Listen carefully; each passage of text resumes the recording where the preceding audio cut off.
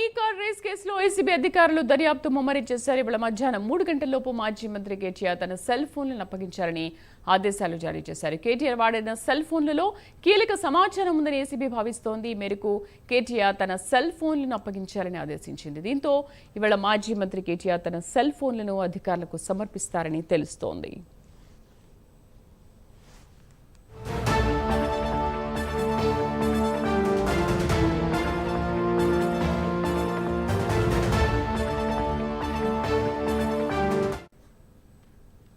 Formula ఈ car race కేసులో ACB అధికారులు దర్యాప్తు ముమ్మరం చేశారు. ఇవాళ మధ్యాహ్నం 3 గంటలలోపు మాజీ మంత్రి కేటీఆర్ తన సెల్ ఫోన్లను అప్పగించాలని ఆదేశాలు జారీ చేశారు.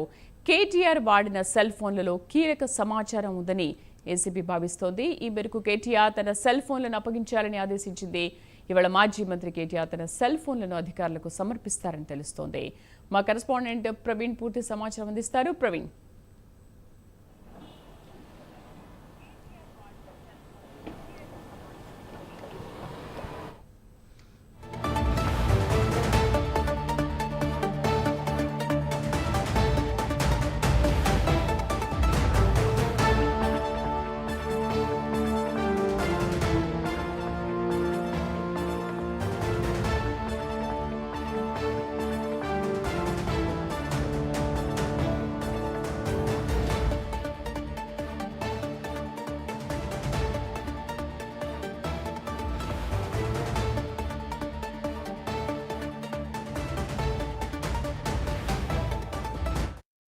ఫార్ములా ఈ కార్ రేస్ కేసులో ఏసీబీ అధికారులు దర్యాప్తు ముమ్మరం చేశారు. పూర్తి సమాచారాన్ని మా కరెస్పాండెంట్ ప్రవీణ్ లైవ్ లో అందిస్తారు. ప్రవీణ్, అధికారులు దర్యాప్తు ఏ విధంగా ముమ్మరం చేశారు అండ్ అసలు కేటీఆర్ తన సెల్ ఫోన్లని సమర్పిస్తారా లేదా?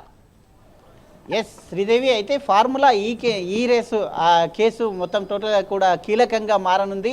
అయితే గతంలో జనవరి 9వ తేదీన కేటీఆర్కు విచారణకు వెళ్ళిన ఏసీబీ విచారణకు వెళ్ళిన నేపథ్యంలో సుమారు 6 గంటల పాటు విచారణ చేశారు. విచారణ చేసిన తర్వాత మరోసారి రావాలంటూ కూడా నోటీసులు జారీ చేశారు. ఈ క్రమంలోనే కేటీఆర్ విదేశాల్లో ఉండడం వలన అయితే మొన్న సోమవారం రోజు అయితే ఏసీబీ అధికారుల ముందు హాజరయ్యారు. ఏసీబీ అధికారుల ముందు హాజరైన తర్వాత అయితే ఏసీబీ అధికారులు ఏదైతే కేటీఆర్ వాడినటువంటి ఏదైతే పర్సనల్ ఫోన్స్ ఉంటాయో ఆ 2 పర్సనల్ ఫోన్లతో పాటు ల్యాప్టాప్ను కూడా సమర్పించాలంటూ కూడా ఏసీబీ అధికారులు తెలిపిన నేపథ్యంలో అయితే ఏసీబీ అధికారులు ఈరోజు మధ్యాహ్నం 3 గంటల వరకు ఆ యొక్క 2 సెల్ ఫోన్లను అతను ఏదైతే కేటీఆర్ వాడినటువంటి సెల్ ఫోన్లను అండ్ ల్యాప్టాప్ను సమర్పించాలన్న నేపథ్యంలో తన లాయర్లు ఎవరైతే లీగల్ అడ్వకేట్స్ ఉంటారో ఆ లీగల్ అడ్వకేట్ టీమ్స్తోని చర్చించిన తర్వాత ఇస్తానని చెప్పడం జరిగింది. కాబట్టి అయితే నిన్న కేటీఆర్ తన లీగల్ అడ్వకేట్స్ ఎవరైతే ఉంటారో వాళ్ళతో పాటు ఈ యొక్క సెల్ ఫోన్లను కానీ ఈ యొక్క ల్యాప్టాప్ను ఇచ్చే విషయంలో ఎలక్ట్రానిక్ వస్తువులను ఇచ్చే విషయంలో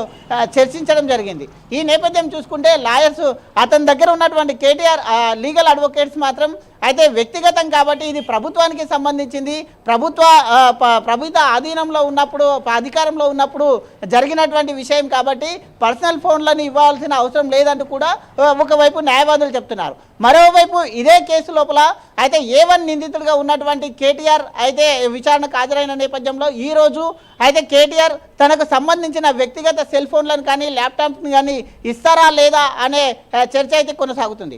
అదేవిధంగా A2గా ఉన్నటువంటి IAS అధికారి ఎవరైతే అరవింద్ కుమార్ ఉన్నారో ఆ యొక్క అరవింద్ కుమార్ కూడా ఈ దాంట్లో ఈ యొక్క ఫార్ములా ఈ కేసులో A2గా ఉన్నాడు. కాబట్టి అయితే ఇప్పుడే ఇంతకు ముందే అతను విదేశాల్లో సెలవులపైన వ్యక్తిగత సెలవులపైన విదేశాల్లో ఉండడం చేత ఈ యొక్క విషయాన్ని అయితే ప్రభుత్వానికి వివరించారు ఏసీబీ అధికారులు.